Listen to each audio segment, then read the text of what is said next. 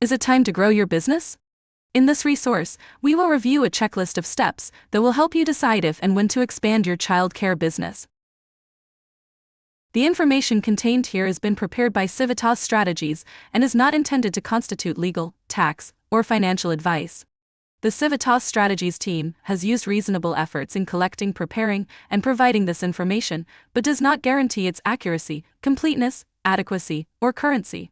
The publication and distribution of this information are not intended to create, and receipt does not constitute, an attorney-client or any other advisory relationship.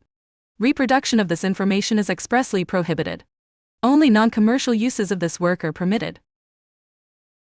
When looking to expand my business, what should I look for?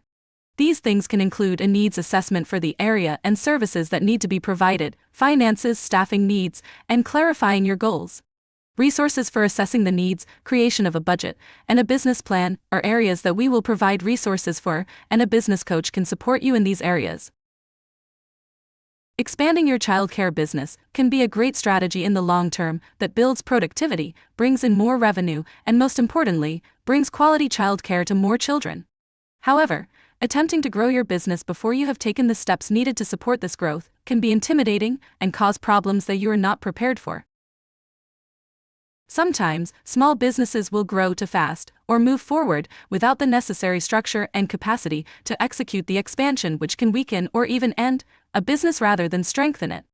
As such, if you are thinking about growing your business, we recommend you first run through these 5 steps to decide if and when you are ready to expand. These steps were created using decades of experience from multiple childcare business experts around the nation and will help you take the steps you need to sustainably expand your business. Let's look at the 5 steps to expansion planning. Step 1. Assess your demand.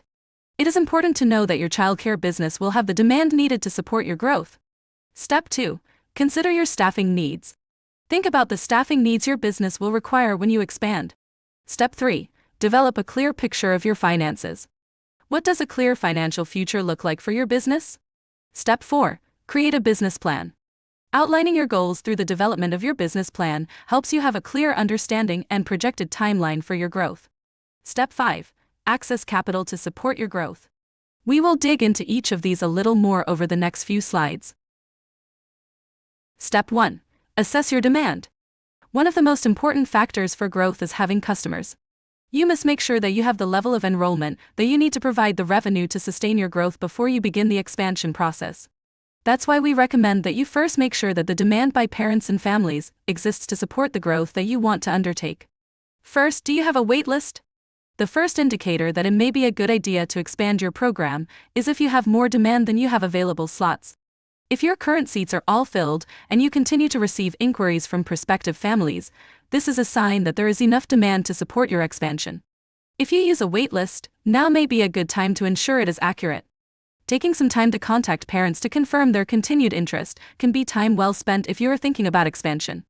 On the other hand, if you don't have enough children enrolled to sustain your current business as it is, expanding will put an added burden on you as you try to assume the additional costs of expansion without having the projected revenue to sustain it. Next, is there a demand for the type of care that you plan to offer? While a wait list will give you a good assessment of demand, it may not tell the full story of the type of services that are in demand. Be sure to talk to your current families to better understand if they would be willing to be a part of your expanded child care program. For example, perhaps you are adding slots at your current facility and could easily fill these slots using your existing waitlist. However, if you are opening up a new location in another part of town or are transitioning from a family care setting to a center-based program, these could be deal breakers for your families if the location is not good for them or if they prefer family child care over a center-based program. For this reason, it is important not to assume that a waitlist equals instant revenue. Speaking with families on your waitlist in advance can give you the information that you need to determine how many are likely to enroll in your expanded program, providing your business with the necessary revenue to sustain the added costs associated with growth. Is your program changing physical addresses? If yes, a new application for licensing or exemption will be needed for your program prior to operation. Is your program staying at the current address, but changing room sizes, adding an additional building, adding playground space, adding a diapering room, changing and or adding months, days, and or hours of operations, and or changing ages of children served? If yes, an amendment application will be needed for your program prior to program changes. Amendment applications should be submitted through your program's Decal Koala. Finally, does your growth plan align with the needs of your community? The final way we recommend gauging demand before you undertake growth planning is to assess the needs of your community through talking with current families in your care, those on your waitlist, and even others in the community. You can reach out to families on your own, or engage your staff to participate to better understand exactly who needs care in the area you are considering growing in. It is also helpful to understand the childcare landscape of the area and learn what other types of childcare businesses and programs are available. For example, are there particular services or characteristics of the location and families in the area that you need to consider? What hours of operation and other services, such as before and after school care, are families seeking? What about the ages of the children that you plan to serve? Ensuring that your growth plan aligns with the needs of the community in which you wish to grow will help to give your expanded business the greatest chance of success. Due to the immediate impact on anticipated revenue, or lack thereof, understanding the level and type of demand in your area is a critical step that should be done before undertaking any other growth planning. This understanding can help to give you a picture of your potential financial situation and give you an idea of whether or not you are ready to grow. If you find that you do not have enough families on board to support an expansion, then you will want to work on reaching full enrollment at your current childcare business through marketing strategies. Step 2. Consider your staffing needs. Similar to prospective families, you want to hire at least some of the staff that you will need to support your expansion before you begin implementing your growth plan. It is important to think about lining up your staff in advance, as a lack of staff can be just as dangerous to your childcare business as a lack of demand among families in your area when you are trying to expand. To begin, start with conversations with your existing employees about their interest in a new location if you are adding one, or people they know who may be interested in working in the program. If expanding into a new region, it is also helpful to ask people familiar with the area about ways to attract employees, such as a local workforce development board. You do not need every position filled before you start to grow, but you should have a solid idea of what your staffing needs are going to be and a plan for how you will secure that talent. You will also want to consider the costs of hiring staff early. Typically, you need to hire staff before you have the revenue to fully cover their costs. This will be something to consider in Step 3, and your budget. You might also want to consider some ways to recruit and attract high-quality staff to ensure you have a group of qualified candidates to choose from. Make sure that you are realistic about your staffing needs and your ability to attract and retain employees. Step 3. Develop a clear picture of your finances. Some childcare providers see an opportunity to expand their business and do not realize their current business is actually not in a stable enough financial situation to support the added costs associated with growth. If a provider attempts to grow their business when they are not in a solid financial position, this can result in so much pressure on their business to generate revenue that it can damage their childcare business in the process or even put the childcare provider out of business. Accordingly, if you do not have one already, ensure that you have a budget for the current year to guide your growth and planning. You should then build off of this information to ensure that you have a clear picture of your financial health by developing a cash flow forecast for the next 6 to 12 months. The difference between your cash flow and budget is important. A budget will tell you how much you think you are going to spend and how much you are spending over a year, while your cash flow tells you how much money you have coming in and how much you have going out every month.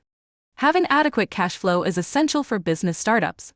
For many new site expansions, there is a lot of money put out upfront, including personnel costs, like those staff mentioned above, supplies, marketing, furniture, and any renovations. These expenses occur before you even begin to enroll children, and certainly before you reach the program's full enrollment potential. You must have enough cash to float your business until you can at least break even. Money is the lifeblood of any business, and as such, making sure you are financially sound is critical before you undertake any growth. This will let you know how much you plan to spend and how much you are making, so you have a sense of how much money you then have to invest in potential growth. Let's look closer at the differences between a budget and cash flow. Assume for the first 6 months of the year, a provider has a budget with $16,000 in revenue and $12,000 in expenses. As shown here, things look good. At the end of the 6 months, this provider will have $4,000 left in profit. But let's take a look at the cash flow for the same time period. When we look at the revenue in cash flow, we see that this provider is getting reimbursed for subsidy, and there's a delay of 60 days. So, our revenue doesn't start coming in until March. In the meantime, our expenses are the same every month. Does she end up with $4,000 in profit at the end of the 6 months? Yes. But for those 2 months, she's in debt and maybe out of business because she can't pay her bills.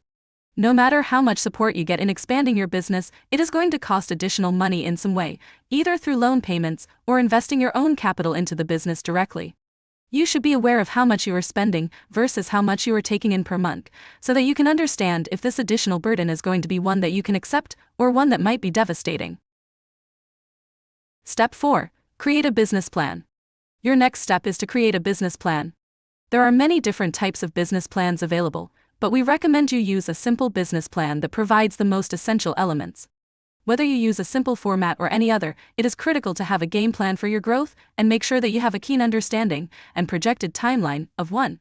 What you plan to undertake, 2. How you are going to line up the families and children you need to bring in revenue, 3. If you have the staff on hand to make it a success, 4. That you have all of the facility permits and licenses needed to open for business on time, and 5. That you will have the cash flow throughout at least the first year so that you can keep paying your bills and obligations. Having a written business plan that includes a clear budget will not only help you have a pathway to growing your business, but it also helps you identify where you may need extra attention or finances. Step 5. Access capital to support your growth. In many cases, when you plan to grow, you're going to need additional funds to make it a reality. Whether you're just adding a classroom to your current facility or building a whole new center or a family care business, you will incur additional costs. In these cases, accessing capital can be helpful because it provides money to help you grow to then make more money. However, you should make sure that you can handle any associated costs with accessing capital. For more information, visit the DeKalb Thriving Child Care Business Academy website. If you have questions about the academy, send them to the email address on the screen. And be sure to visit the Civitas Strategies YouTube channel for more valuable resources to support you and your business.